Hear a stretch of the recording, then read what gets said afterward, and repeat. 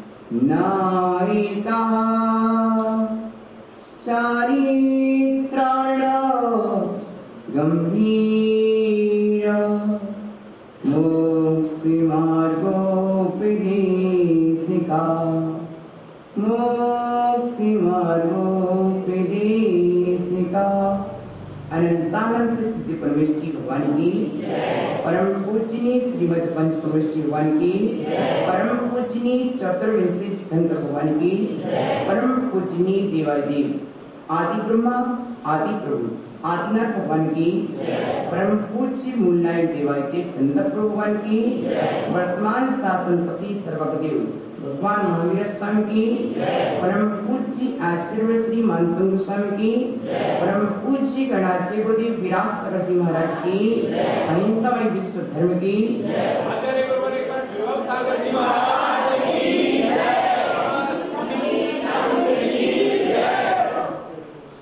प्रिय आत्मन मां जिवाणी जग कल्याणी अरिहंत भाषित सिद्ध सिद्धित आचार्य आचरित उपाध्याय उपासित सर्व साधु साधी जीव तत्व प्रबोधनी अजीव तत्व विवेचनी सर्वाश्रम निरोधनी कर्म बंध विमोचनी संवर्ग पथ प्रदायिनी निर्जरा निर्जरणी मोक्ष मार्ग धारिणी पाप ताप संताप हारिणी विश्व कल्याणकारिणी हे माँ जिवाणी तेरी प्रिय आत्मन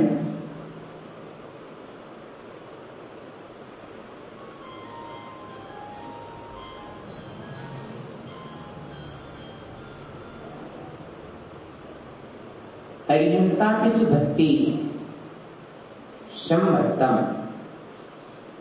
अरिहंत आदि पंच परमेष्ठियों में भक्ति होना सम्यक दर्शन है।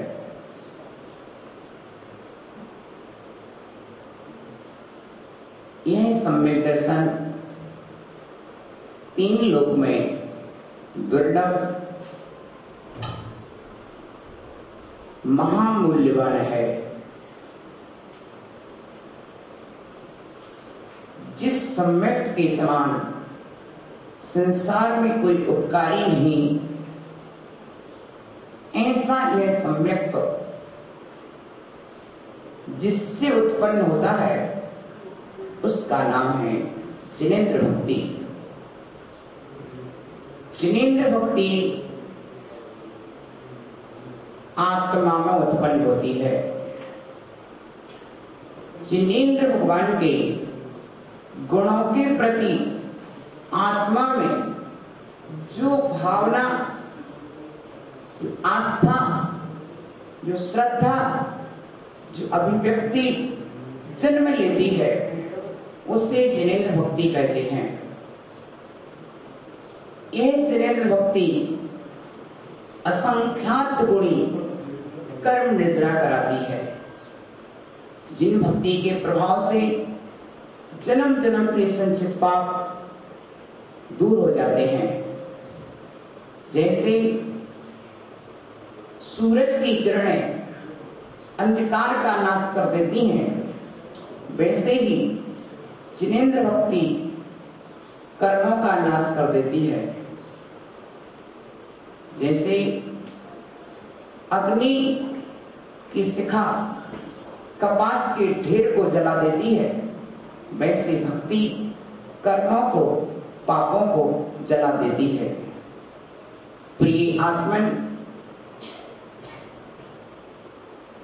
मानव जगत सदा से कर्मबद्ध है। जीव और कर्म का संबंध अनादि से चला आया। कभी कर्मों के अनुसार जीव चलता है, कभी जीव कर्मों को अनुसार चला लेता है। भाव विकटवन में कर्म वैरी ज्ञान धन में रहो। कर्म एक ऐसा वैरी है जो भावों से रुलाता आया। ऐसे समय में नाना विपदाएं, आपदाएं, संकट, विपत्तियां आकर खड़ी हो जाती हैं। परिवार में रहते हुए, समाज में रहते हुए कब कौन से कर्म का उदय आ जाए।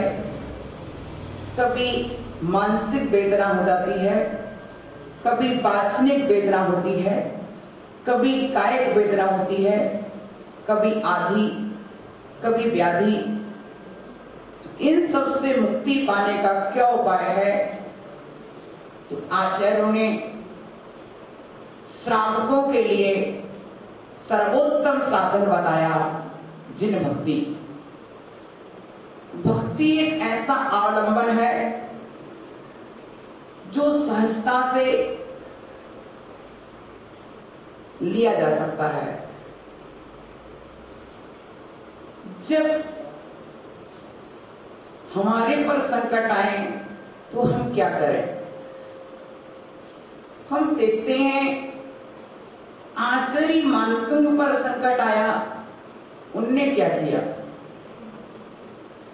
जब आचार्य कुंवरचंद्र पर संकट आया, उनने क्या किया? आचार्य बादी सिंह पर संकट आया, उनने क्या किया? हम पूर्व पुरुषों के चरित्रों को जब उठाते हैं तो ज्ञात होता है कि जब आचार्य मानतुंग जेल में कैद थे, उन्होंने लोहे के हथौड़े को नहीं उठाया। वो जानते थे कि ताले को तोड़ने के लिए पिछी कमंडलों को छोड़ करके लोहे के हथौड़े को उठाने की आवश्यकता नहीं है, क्योंकि लोहे के हथौड़े ताले को नहीं तोड़ पाएंगे। वो तोड़ेंगे भी तो 48 ताले तोड़ना कठिन है।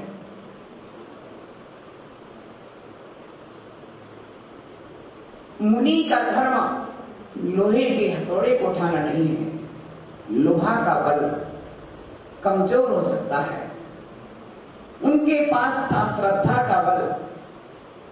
श्रद्धा का बल एक ऐसा बल होता है जिस बल के आगे लोहे का बल कमजोर हो जाता है।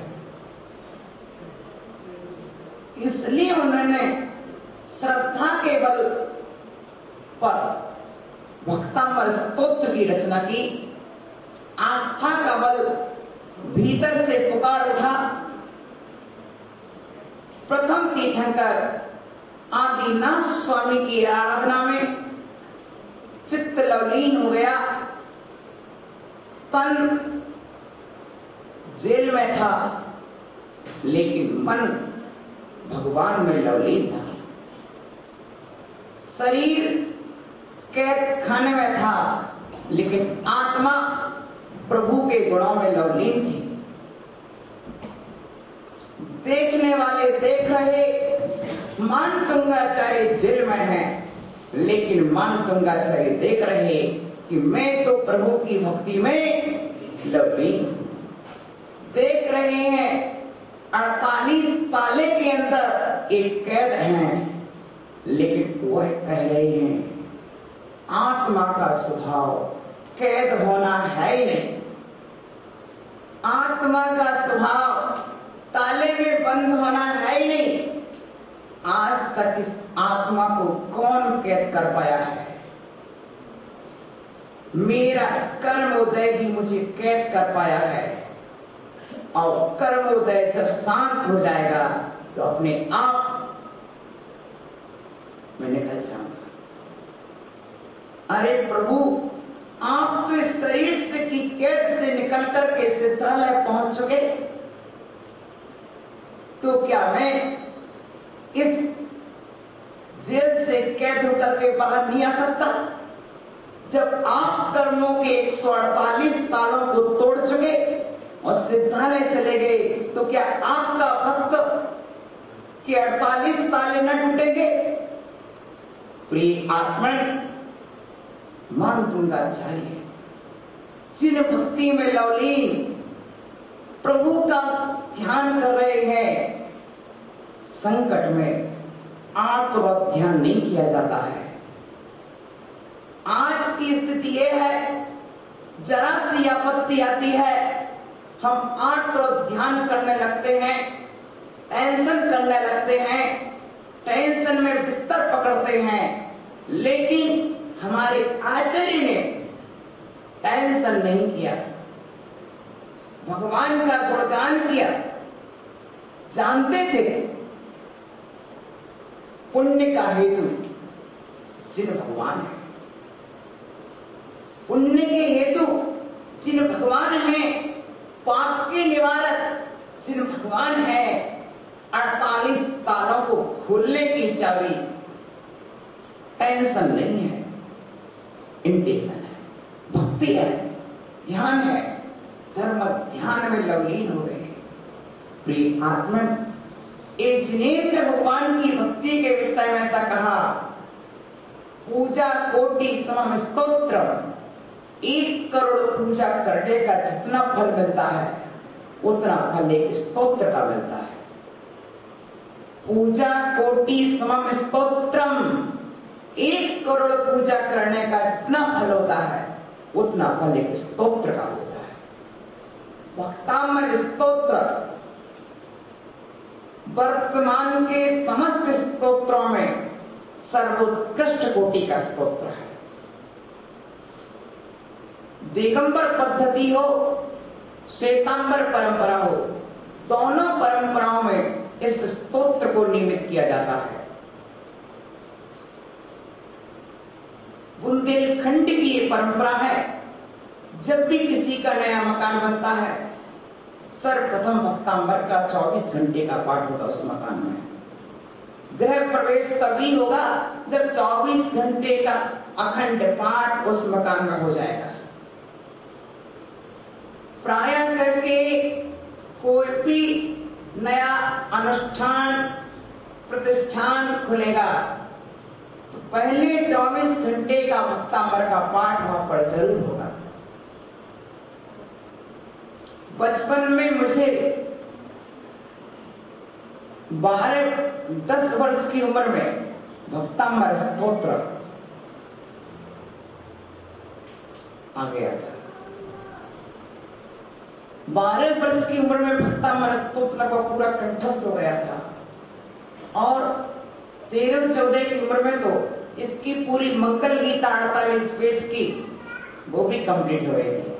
तात्पर्य है कि मेरा तो सौभाग्य रहा, यदि मैं अपने जीवन चरित्र को देखता हूं तो जहां पर जन्मा हूं वहां मात्र 3 जैन के घर थे, लेकिन सौभाग्य किसे कहां ले जाए।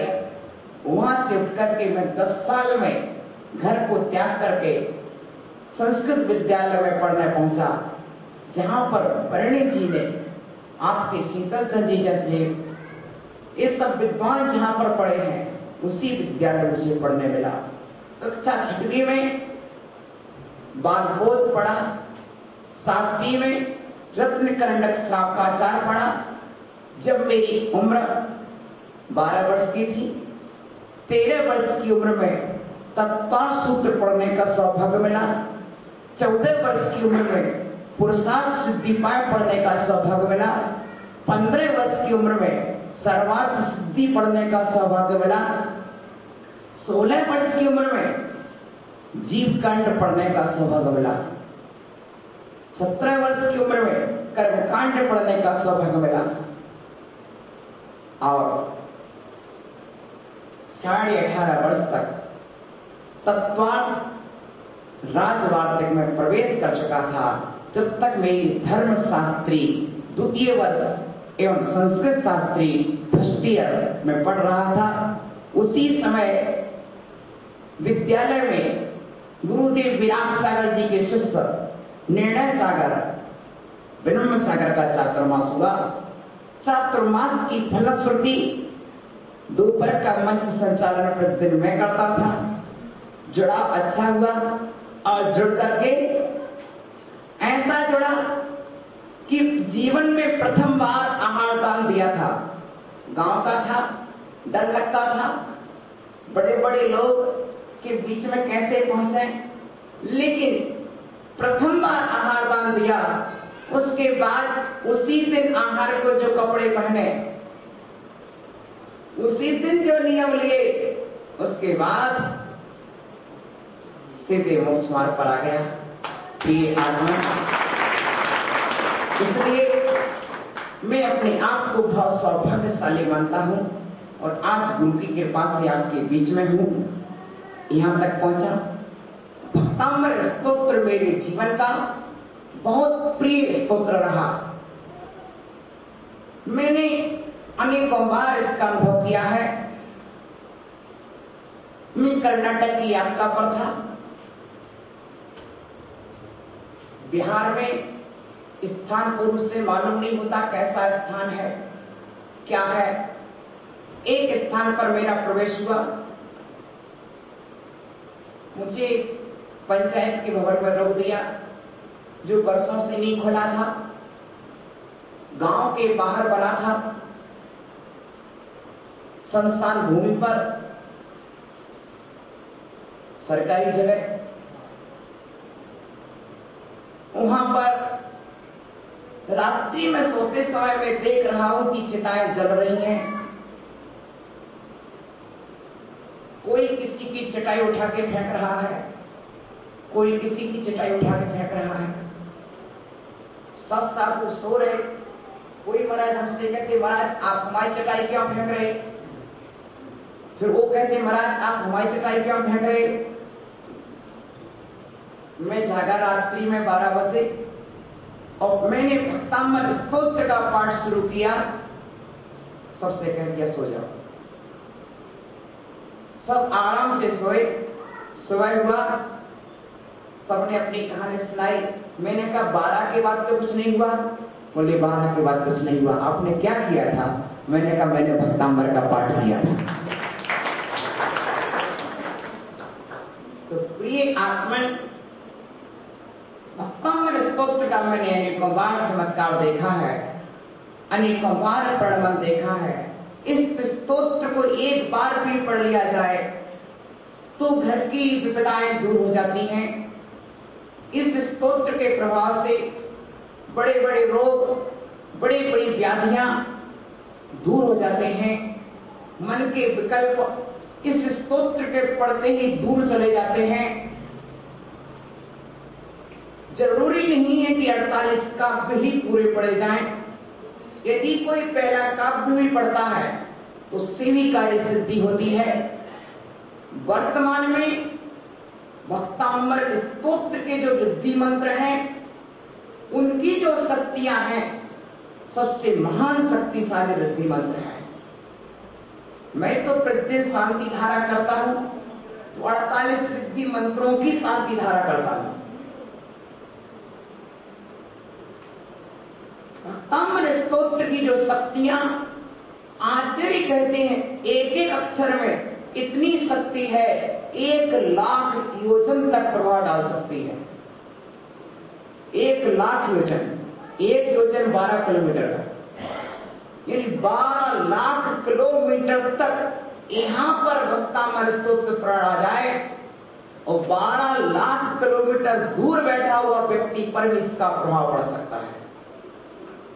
प्रिय आत्मन, मैंने इसका प्रभाव अनेकों बार देखा है, अनुभव किया है। इसलिए जो उपलब्धि मुझे हुई है, उस उपलब्धि से मैं आपको जुड़ना चाहता हूं।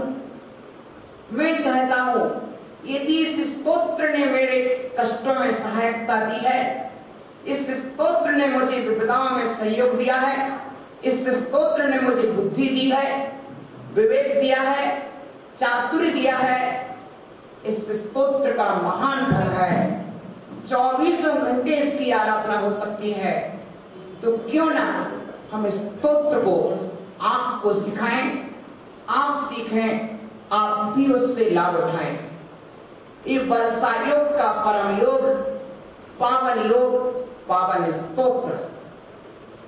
ये पावन स्तोत्र भक्ति का स्रोत बहाएगा, स्तुतियों का स्रोत बहाएगा। जिस भक्ति के स्रोत में पाप कर्म बह जाएंगे, कसाएं बह जाएंगी, राग का मैल बह जाएगा, द्वेष का मैल बह जाएगा। प्रिय आत्मन, ऐसा परम स्तोत्र है। वर्ष में प्रतिदिन प्रयास करते हैं, लगभग 100 दिन तो भक्तामृत का सुबह से पाठ कर लेते हैं। ऐसा महामंगलकारी स्तोत्र भक्तामृत स्तोत्र। स्तोत्र स्तुतियों के समुदाय को स्तोत्र कहते हैं। स्तुतियों के समुदाय, एक स्तुति नहीं है। इसे हम आदिनाथ की भी स्तुति कह सकते हैं और 24 भगवान की भी कह सकते हैं, क्योंकि जो आदिनाथ में गुण है वही गुण महावीर में है, वही गुण पारसनाथ में है। अनंत सिद्ध भगवान जो हो चुके हैं, उन अनंतानंत सिद्धों में जो गुण हैं, वे गुण आदिनाथ में है। जो आदिनाथ में है वही गुण अनंतानंत सिद्धों में है। ये स्तोत्र अरहंतों का स्तोत्र है, ये स्तोत्र सिद्धों का स्तोत्र है। प्रिय आत्मन, अद्भुत भक्ति तीर्थंकर प्रकृति को बांधने वाली बताई है। आचार्य कहते हैं भक्ति जिनवराणाम खीयति जम पुब्ब संचियम कम्मम। कुंद कुंदेव कहते हैं जिनेंद्र भगवान की भक्ति पूर्व संचित कर्म को नष्ट करती है। एकापि समर्थेयम जिनि भक्तिम दुर्गतिम निवारयितुम पुण्यानि च पूरयितुम दातुम मुक्ति श्रियम कृतिना।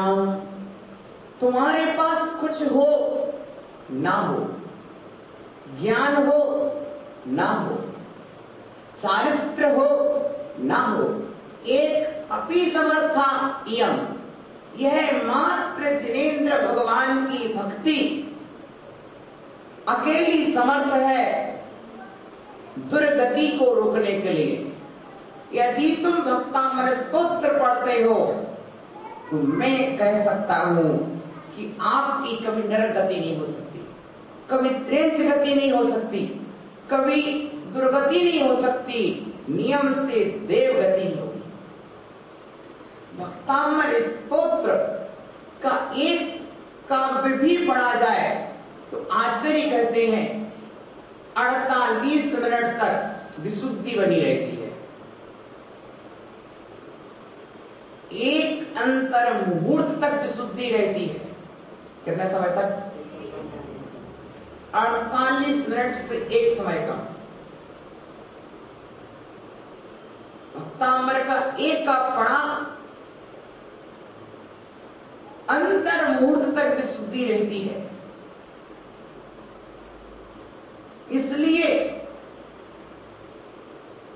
पूरी भक्ति के साथ, पूरी श्रद्धा के साथ, पूरी तन्मयता के साथ, पूरी निर्मलता के साथ, उज्ज्वलता के साथ, निर्विकल्प होकर के, निर्द्वंद होकर के भक्तांबर स्तोत्र की आराधना करने बैठ जाओ। मन की मनोकामनाएं स्वतः सिद्ध हो जाती है। जैसे वृक्ष के नीचे जाने पर छाया स्वतः मिल जाती है, वैसे ही इस स्तोत्र की आराधना करने से कार्य सिद्धि स्वयं हो जाती है। इष्टकारी का सिद्धिदायक स्तोत्र, मनोवांछित कार्य सिद्धिदायक स्तोत्र, पाप का निवारण करने वाला स्तोत्र, पुण्य का प्रसारण करने वाला स्तोत्र, चेतना को चमत्कारी बनाने वाला स्तोत्र, बुद्धि और विशुद्धि को देने वाला स्तोत्र। एक एक काव्य को पढ़ाते समय हम आपको ये बताएंगे कौन सा काव्य किस कार्य में काम आएगा। विद्या किस स्तोत्र से बढ़ती है, किस काव्य के पढ़ने से विद्या बढ़ेगी, किस काव्य के पढ़ने से नेत्र का रोग दूर होता है, किस काव्य के पढ़ने से बुखार दूर होता है, किस काव्य के पढ़ने से बीमारियां दूर होती हैं, किस काव्य के पढ़ने से क्या लाभ होता है। वो क्या नहीं हो, ये भी समझ में ना आए इतना समझ लो। एक के हाथ में मणि दे दिया और वो कांच समझ रहा है, मणि दे दिया और कांच समझ रहा है, और एक के हाथ में कांच दिया है, मणि समझ रहा है। बताइए लाभ में कौन है? नहीं, जिसके हाथ में मणि है भले ही वो कांच समझे, भले ही वो कांच समझे, लेकिन मणि तो अपना प्रभाव दिखाएगी कि नहीं। इसी तरह से तुम भक्तांबर की आराधना करो, भले ही तुम्हें अर्थ समझ में आए ना आए, इसके महत्व मालूम हो या ना हो, लेकिन भक्तांबर का स्तोत्र अपना प्रभाव छोड़ेगा। समझ रहे ना? कि उसका कार्य है वो प्रभाव छोड़ेगा। जैसे आप कोई दवाई लेते हैं, आपने ले ली, अब वो अपना प्रभाव, तुमने पता भी नहीं कि दवाई का नाम क्या है, दवाई का नाम पता नहीं, लेकिन डॉक्टर ने दवाई दी, आप ले लेते हैं, दवाई अपना प्रभाव दिखाना शुरू कर देती है। उसी तरह से गुरु ने हमें बताया है कि इस स्थिति में भक्तांबर का पाठ करना है। मैंने पाठ करना शुरू कर दिया, मुझे भक्तांबर का अर्थ भी मालूम नहीं है, फिर भी भक्तांबर स्तोत्र में जो शक्तियां हैं, जैसे दवाई की गोली में बहुत सारी शक्तियां होती हैं, वे तन के रोग को मिटाती हैं, उसी तरह एक एक काव्य में इतनी शक्तियां हैं, एक एक अक्षरों में इतनी शक्तियां हैं। वे शक्तिवान अक्षर, शक्तिवान स्वर, शक्तिवान व्यंजन इसमें भरे हैं कि वो मन के रोग को मिटा देते हैं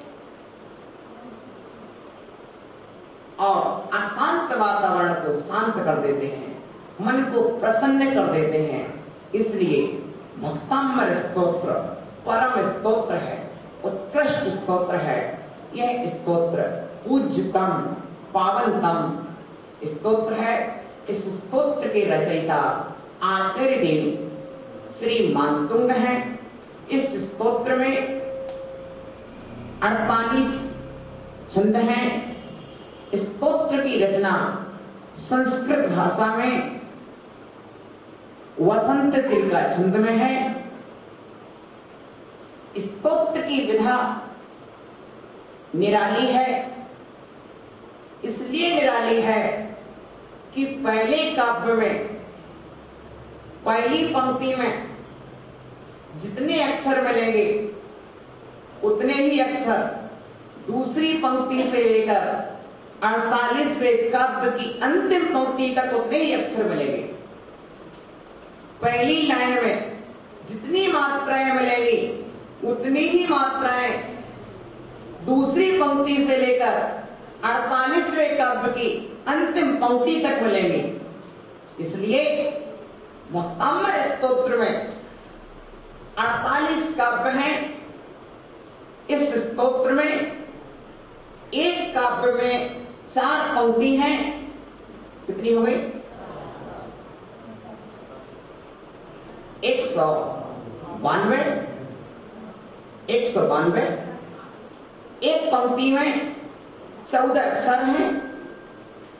192 इंटू 14 इक्वल टू 2688। एक पंक्ति में 21 मात्रा है।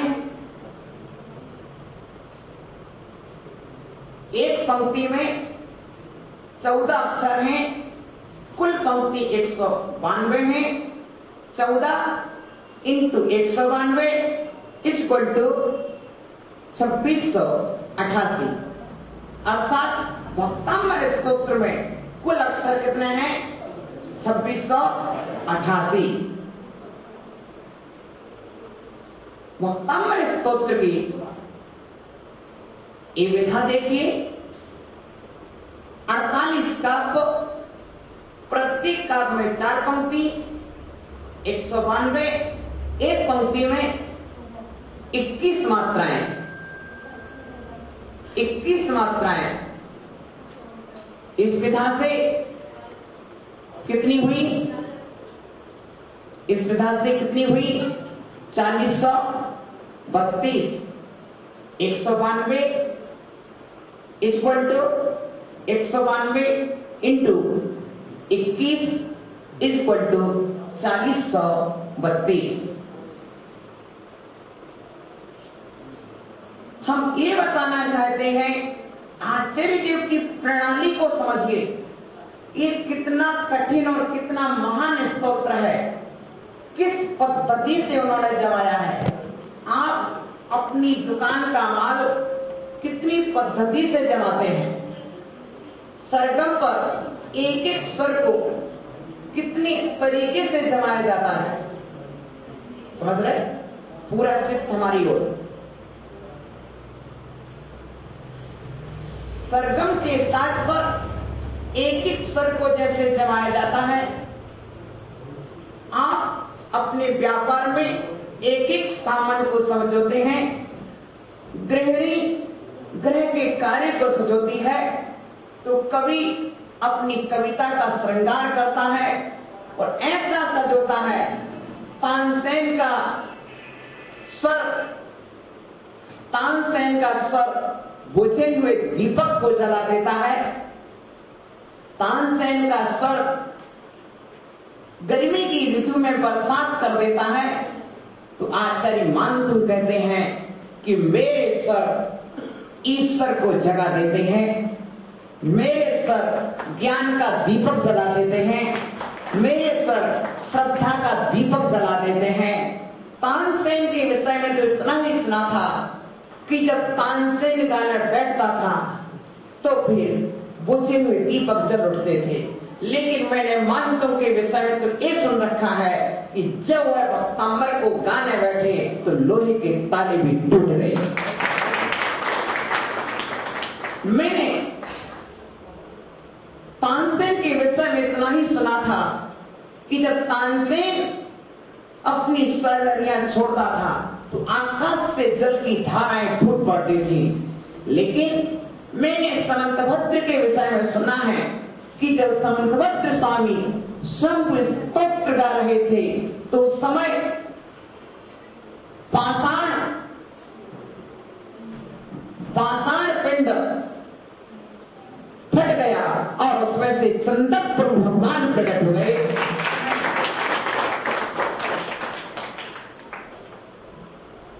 मैंने सुना है कुमारचंद्राचार्य ने जब आराधना की तो पारसनाथ प्रकट हो गए।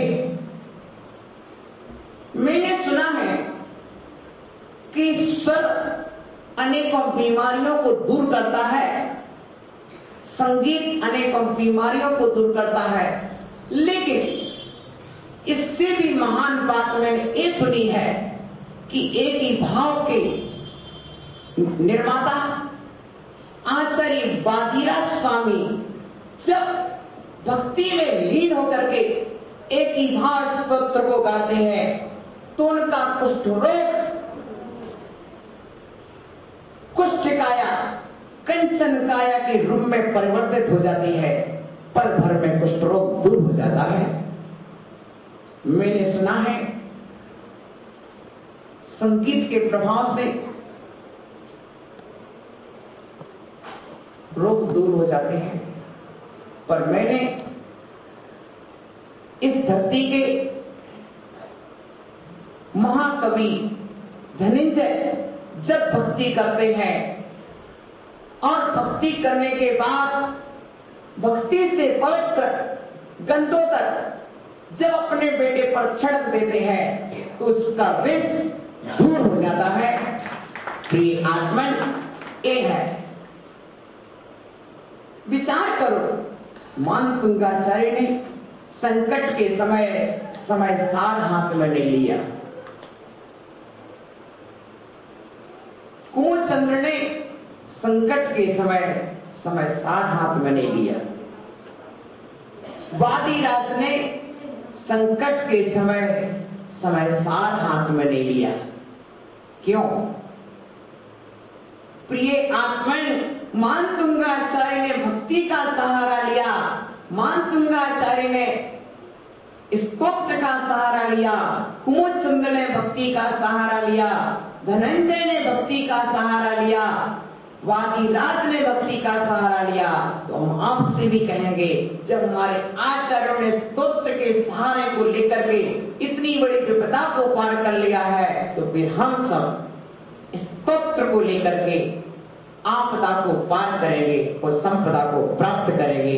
वह अनंत चतुष्टय रूप संपदा को देने वाला स्तोत्र है भक्ति मुक्ति प्रदायिनी। इस महामंगल कामना के साथ हम प्रवेश करते हैं भक्तामर स्तोत्र की ओर। सर्वप्रथम आप पूरी तन्मयता के साथ ध्यान रखेंगे। इस कक्षा में सभी प्रतिदिन पुरुष वर्ग पजामा कुर्ता में सफेद ड्रेस में आएगा और सभी के लिए एक जो सम्मान वस्त्र हैं पूरी क्लास में रहना चाहिए। विशेषतः राजेंद्र कुमार जी सभी के सिर पर टोपी होना चाहिए। पजामा कुर्ता, सम्मान वस्त्र और टोपी, ये व्यवस्था आपकी हो जाएगी 2-3 दिन में। महिला वर्ग ये ध्यान रखें, केसरिया वस्त्र में आप बैठे और पूरी पीत लेस्या के साथ, पीत परिणामों के साथ इसे पढ़े। डायरी, पेन, पुस्तक, बैग आपके लिए समिति की ओर से निःशुल्क प्रदान की जा रही है। आपको प्रतिदिन लेकर के आना है और यह बहुत सुंदर एक पुस्तक है। इतनी अच्छी पुस्तक लगी मुझे तो, बहुत सुंदर सुंदर चित्र बने हुए हैं जो आपके लिए बताएंगे इस स्तोत्र की महिमा क्या है। ऐसा सुंदर ये चित्र सन 1977 में हेमराज जी के लिए बनाए गए थे। जयपुर का एक मंदिर है और प्रसिद्ध मंदिर है, उस मंदिर में ये चित्र सुलभ हुए। प्रथम बार जब इन चित्रों का प्रकाशन हुआ था तो एक पुस्तक 3000 रुपए में मिलती थी। और ऐसा इसकी विशिष्टता जयपुर के दिगंबर जैन बड़ा मंदिर 13 पंथियान के शास्त्र भंडार से ये रायमल जी द्वारा पंडित हेमराज के लिए तैयार किया गया था और आगे चलकर इसका प्रकाशन जयपुर समाज ने बड़ी उदारता के साथ किया है और इस उदारता का प्रतिफल आपकी कृति पूरे देश में पहुंच रही है और आपके हाथों में ना पहुंचे ऐसा नहीं। कल दिलीप जी आए, महाराष्ट्री ये वाली पुस्तक, हम ये वाली पुस्तक देना चाहते हैं सबके लिए ये पुस्तक पहुंचाएंगे। बहुत अच्छी भाव व्यक्त किए। प्रत्येक घर में ये पुस्तक, आप इस पुस्तक को देखें, देखने के बाद भाव बनते हैं। आप बाजार में जाते हैं, परिधानों को देखते हैं, फिर भाव बनते हैं। थाली के पास व्यंजनों को देखते हैं, फिर खाने के भाव बनते हैं। मेरा मानस यह है कि पुस्तक को देखें, चित्र को देखें, चरित्र को देखने के भाव बन जाएंगे। चित्र को देखते ही कैसा चरित्र होना चाहिए, क्या सुंदर चित्र है। तीर्थंकर भगवान समुद्र पर्वत पर जा रहे हैं, इंद्रगण कलश ढो रहे हैं, ईशानंद चमर ढो रहा है। ऐसे सुंदर प्रत्येक पद क्या बोलता है, जो सुन नहीं सकते वो देख सकते हैं।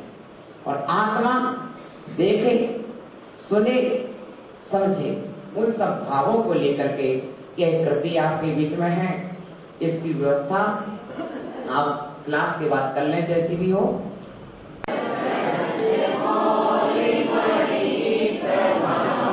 पहला शब्द है भक्तामर। क्या है?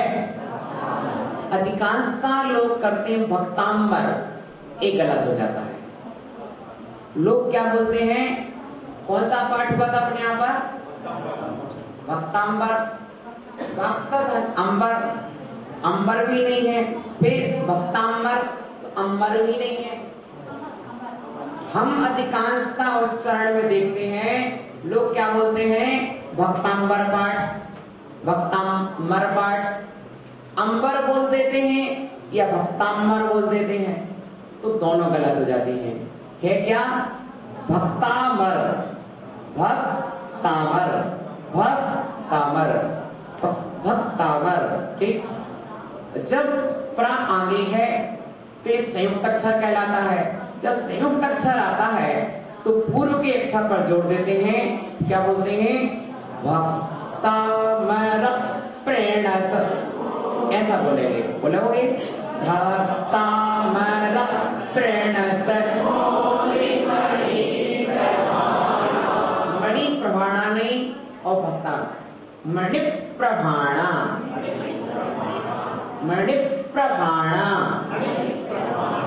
भक्तामर प्रणत ऐसा बोले भक्ता। अब यहाँ पर रा के बाद प्र है ना, रप प्र भक्तामर प्रणत। जो प्र है ना यहाँ पर उच्चारण में एक और धर आएगा, देखो भक्तामर प्रणत मौलिमणि प्रभाणा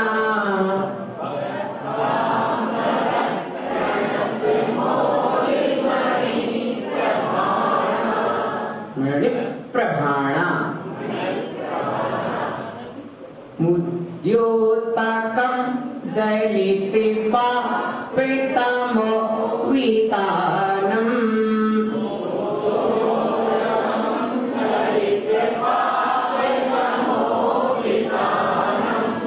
यहाँ पर भी ध्यान देना, मुद्दो ना बोल दो, हाँ मुद्यो या मुद्योतकं दलितिपापितमो वितानम्।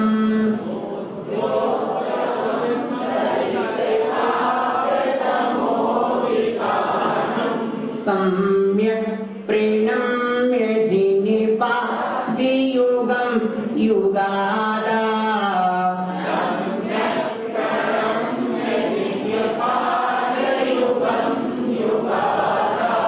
वालं वनं भावजले पततां जनानाम्।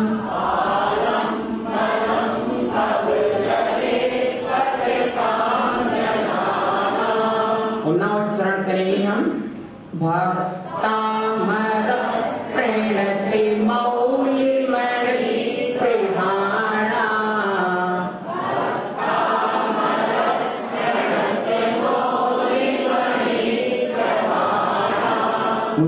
ज्योतिकं दलितिपापितमो वितानम्।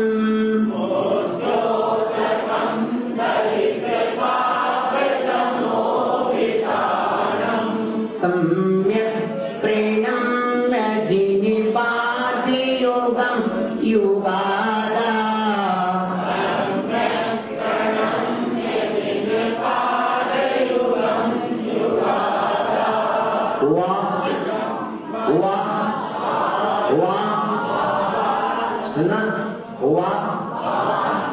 वालं वनं भावजले पततां जनानाम्।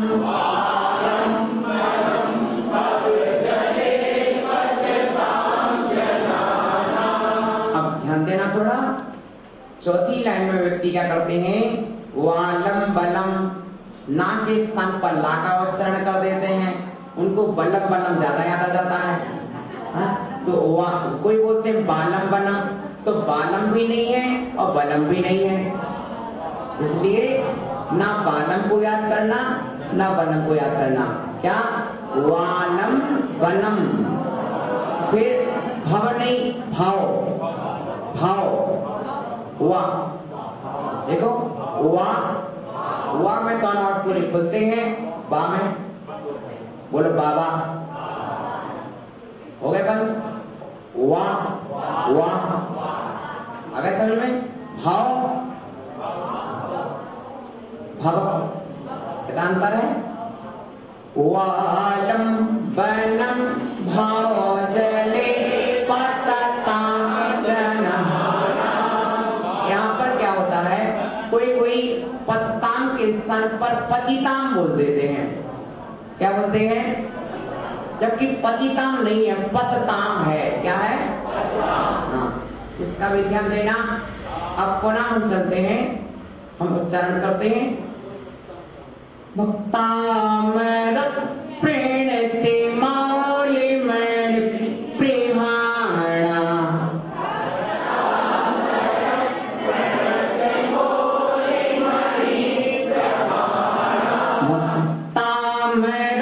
प्रणति मौलिमण प्रिहाणा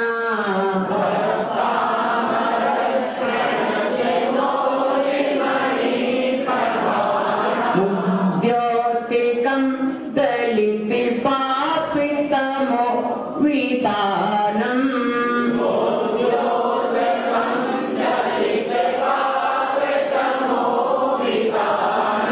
सम्यक् प्रणम्य जिनिपातियुगं युगादा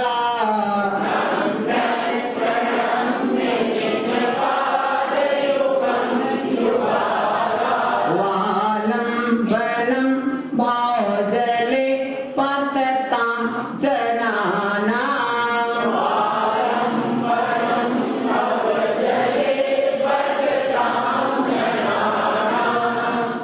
देखिए भक्तामर, भक्तामर कौन सा स्तोत्र? भक्तामर याद रखेंगे। भक्तामर तो नहीं है, भक्तामर तो नहीं है, भक्तामर भक्त धन अमर, भक्त धन अब तो याद रहेगा, भक्त धन अमर। भक्तामर जो शब्द है दो शब्दों से मिलकर बना है, भक्त धन अमर। भक्त शब्द में आ है, अमर में आ है। यहाँ पर समाना सवर्णे दीर्घी भवती परश्चलोकम। भक्त के आ अमर के आ दोनों समान हैं और सवर्ण होने से भक्त के आ को दीर्घ हो जाता है, अमर के आ का लोप हो जाता है, भक्तामर शब्द तैयार हो जाता है।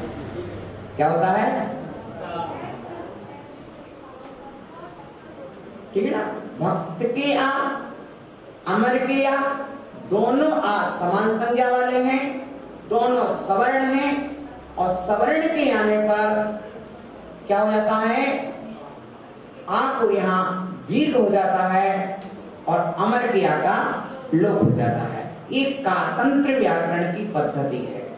पाणिनि व्याकरण के अनुसार अका सवर्णी दीर्घ, वहां पर भक्त के या और अमर के या दोनों ह्रस्व आ मिलके एक दीर्घ आ बन जाता है।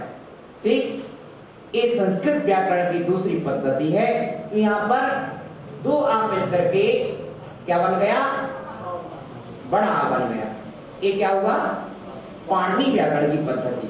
तो भक्तामर प्रणत, प्रणत माने भक्त, अमर माने देव, अमर माने देव। क्यों? अकाले नामरति इति अमरा, जो अकाल में नहीं मरते हैं।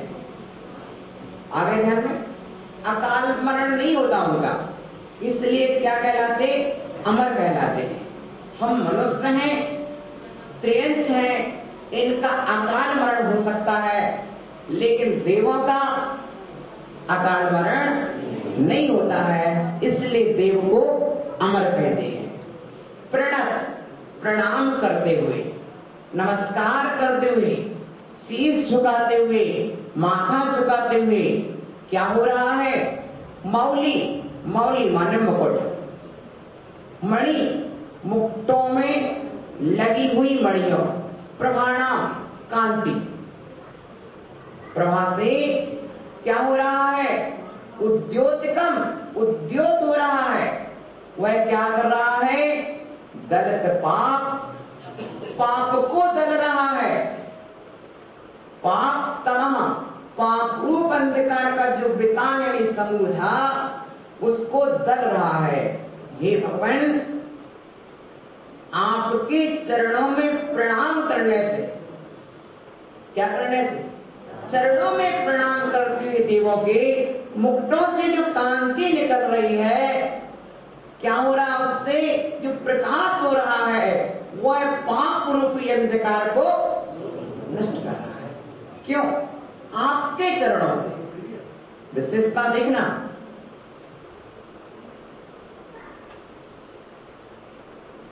सम्यक प्रणम्य, प्रणम्य भी सम्यक प्रणम्य, प्रणम्य माने प्रणाम के योग, और कैसे प्रणाम के योग हैं आप? सम्यक, समीचीन, यथार्थ, वास्तविक, सम्यक प्रणाम, सम्यक प्रशंसा के योग्य, समीचीनता के योग को सम्यक कहते हैं।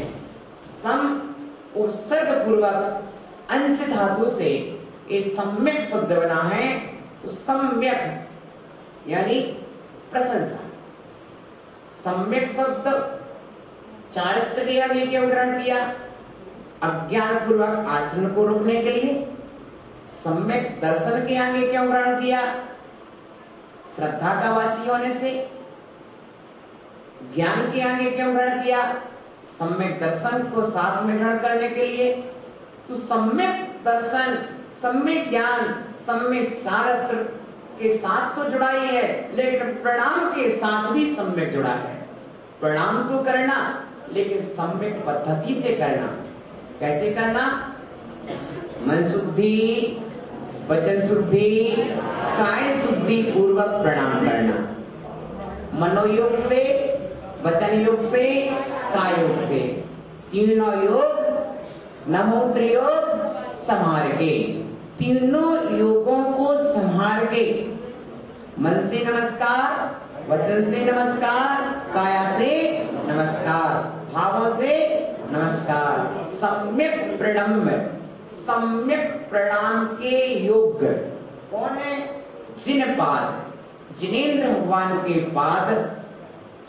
युगम माने दो, युग माने दो, पाद जिन पाद, युगम योगादव, योग। अब यहां लिखा क्या? योगादा, फिर लिखा वालंबनम।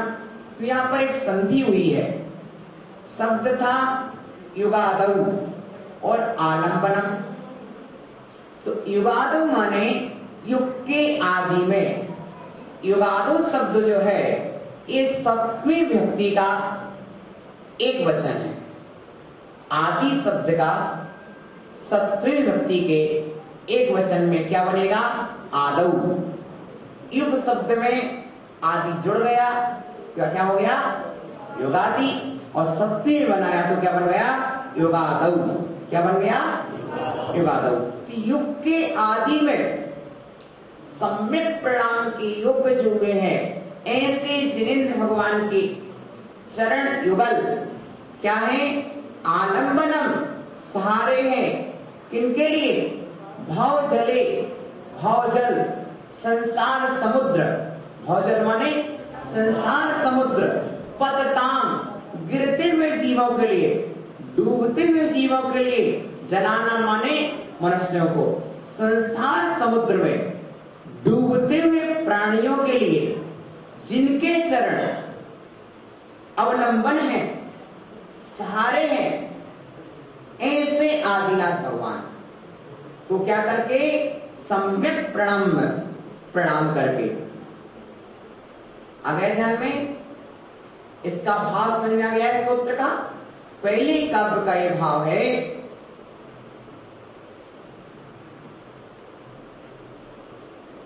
भक्त देवों के द्वारा झुके हुए मुक्तों की मणियों से कांतिमान जो प्रकाश है वह पाप रूपी अंधकार को दूर कर रहा है। आपके चरणों से जो प्रभा निकली है वो प्रभा क्या कर रही है? ध्यान देना। मुकुट चरणों में झुके, फिर चरणों से प्रभा क्या हुई? पुनः निकली। वो प्रभा चरणों में झुक जाने से मुकुटों में विशेषता क्या गई? प्रभा को क्या मिल गया? कि वह प्रभा, जो प्रभा चरणों में पड़ गई है, जो कांति चरणों में पड़ गई है, वह कांति भी पाप को हरने लगती है। ये विशेषता है। जैसे जल चरणों में पड़ जाए तो गंधोदक बन जाता है, ठीक है ना? जैसे जल चरणों में पड़ गया, गंधोदक बन गया, वैसे ही अब एक कौन सा अभिषेक हो गया? एक कांति अभिषेक हो गया कि हमने पहले जल से जो देखा था वह कांति का अभिषेक देखिए कि मुकुटों से कांति निकल रही है, आपके चरणों में पड़ रही है, और वह कांति में विशेषता आ गई है कि पहले कांति जो थी वह अंधकार को नष्ट कर रही थी, लेकिन वही कांति जब आपके चरणों में पड़ गई तो पाप रूपी अंधकार को नष्ट, ये उसका भाव है। समझ गए? आ गया? ये है कांति अभिषेक। कौन सा अभिषेक? दृष्टि अभिषेक। जो दृष्टि से देखते हैं भगवान को, आंखों से देखना दृष्टि अभिषेक। जो कांति चरणों में पड़ी वो कांति अभिषेक कर रही है, आपके चरणों का प्रक्षाल कर रही है, और उस कांति की विशेषता हो चुकी है। अब वो कांति जिस पर भी पड़ेगी वह कांति भी पाप रूपी अंधकार को हरेगी। आगे अभी आपके घर में दीपक जल रहा तो घर के अंधकार को दूर करता है, लेकिन वही दीपक जब मंदिर में जलता है,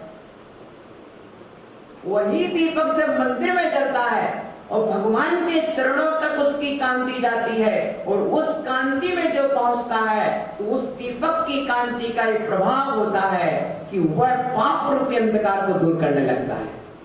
समझ गए? ये दीप प्रज्वलन क्यों कराया? यही प्रतीक है।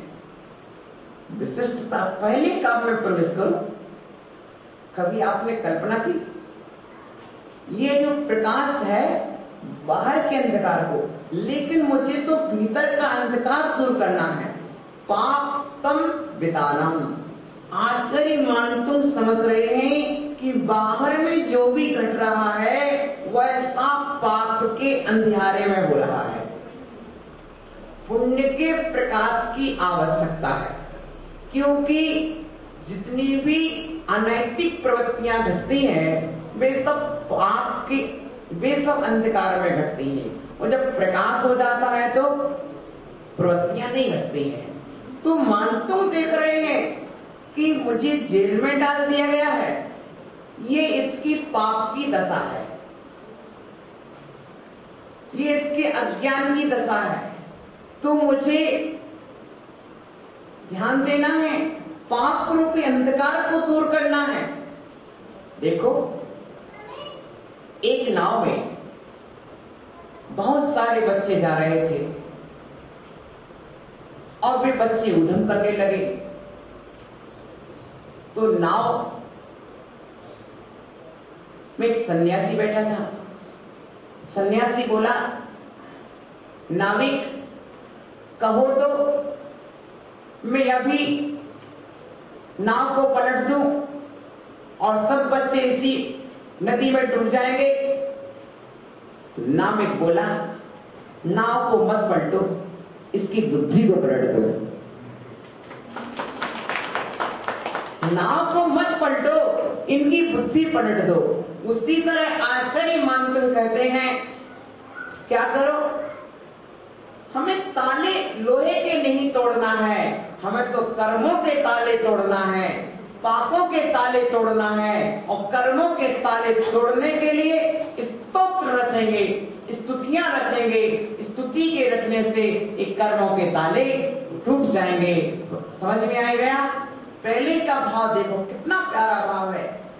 भक्तामर नमस्कार करते हुए देवों के मुकुटों की मणियों से निकली हुई प्रभा से प्रकाशित क्या हो रहा है? पाप तम रूपी अंधकार को दलन कर रहा है। हम घर में ट्यूबलाइट जलाते हैं, बल्ब जलाते हैं, मरकरी जलाते हैं, ये अंधकार को दूर करते हैं। लेकिन वही कांति जब भगवान के चरणों में पड़ती है तो पाप रूपी अंधकार को, मुकुटों की कांति कहां पड़ रही है? हमारी दृष्टि कहां होना चाहिए? कहां होना चाहिए? हम जब भगवान के पास पहुंचे तो दृष्टि तमगो विटेशम परमा विनिचम गोमती अष्टक पढ़ोगे पूरी 8 बार क्या किया है? चरणों में दृष्टि। शांति अष्टक शांति भक्ति पढ़ोगे 8 पद में शांति भक्ति में 8 बार चरणों में दृष्टि ले गए। दृष्टि कहाँ होना? चरणों में। आचार्य ये कह रहे हैं भगवान लोग देख रहे हैं मुझे कि मैं कहाँ पड़ा हूँ? तालों में, और मैं देख रहा हूं कि तुम्हारे चरणों में पड़ा हूं। रहस्य की ओर जाओ, रहस्य की ओर।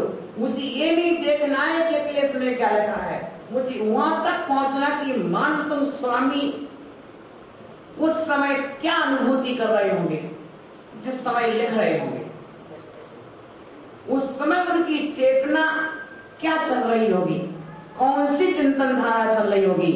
तो देख रहे हैं दृष्टि दलित पाप को दल रहे हैं। जब उनके मुक्तों की कांति पाप को दल सकती है, मुक्तों की कांति का प्रभाव नहीं है। समझ रहे ना? ये आपके चरणों का प्रताप है, अन्यथा कांति तो पहले भी थी। यदि कांति ही पाप को दलती तो हर समय सब देवों के पाप गल जाना चाहिए थे। नहीं, जो देव आपके चरणों में अपना माथा झुकाते हैं उन्हीं के पाप दलते हैं। जो आपके चरणों में माथा नहीं झुकाते हैं उनके पाप नहीं दलते। तो विशेषता मुक्तों की नहीं है, विशेषता आपके चरणों में झुके हुए मुक्तों की है। और मुक्त तो व्यवहार में है, झुके हुए भावों की है। किसकी है? जिस आत्मा के भाव जिनेंद्र भगवान के चरणों में झुक गए हैं उसके लिए कांति, कौन सी कांति? सम्यक दर्शन की कांति प्राप्त होती है, सम्यक ज्ञान की कांति प्राप्त होती है, सम्यक चारित्र की कांति प्राप्त होती है, जो कांति अज्ञान के अंधकार को दूर करती है। प्रिय आत्मन, व्यवहारिक अर्थ इसका अलग है, आध्यात्मिक अर्थ इसका अलग है। इतना महान योगी आध्यात्मिक था, देखो कैसा महान भाव है। पाप रूपी अंधकार जो अंतस चेतना में छाया है, वह पाप रूपी अंधकार नमस्कार की भावना से जो श्रद्धा की कांति प्रकट होती है उससे नष्ट हो जाता है। इसलिए अनादि काल से सहारे संसार में डूबते हुए, मिथ्यात्व में डूबते हुए इस आत्मा को एकमात्र आपका नमस्कार ही हमारा अवलंबन है। ऐसे महान भाव यहाँ पर व्यक्त किए हैं। इसी भावना के साथ आप सभी ने उच्चारण कर लिया। समय आप ज्ञात नहीं हो रहा है। आदिनाथ के श्री चरणों में सादर से झुकाता हूँ, भक्तामर के अभिनंदन की मंगल गीता गाता हूँ।